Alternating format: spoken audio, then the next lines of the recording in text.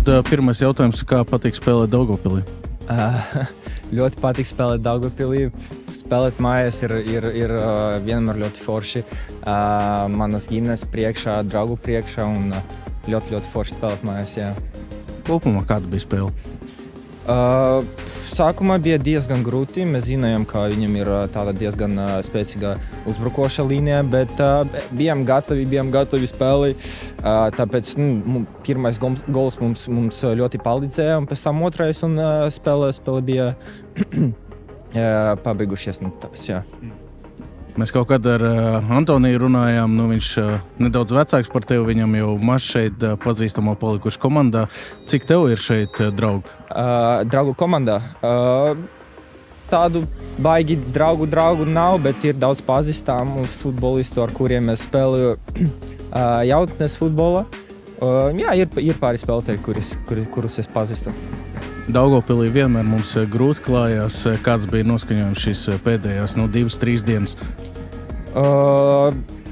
Kā es jau teicu, jā, mēs zinām, ka būs grūti. Tāpēc, ka tādi apstākļi, kā futbola laukums nav ideāls, laika apstākļi arī ļoti karsti, bet šodien komanda parādīja ļoti labu sniegumu. Bijām gatavi iet duelos, iet cīņās un cīnīties par 3 punktiem. Tas mums arī sanāca šodien.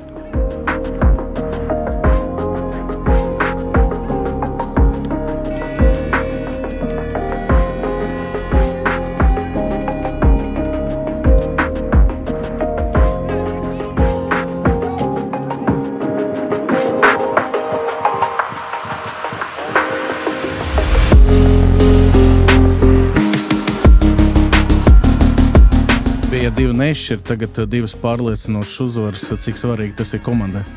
Tas ir ļoti svarīgi komandai. Man liekas, ka mums atkal jāizveido to striku no uzvarām. Tāpēc tagad jau fokus uz tūkumu.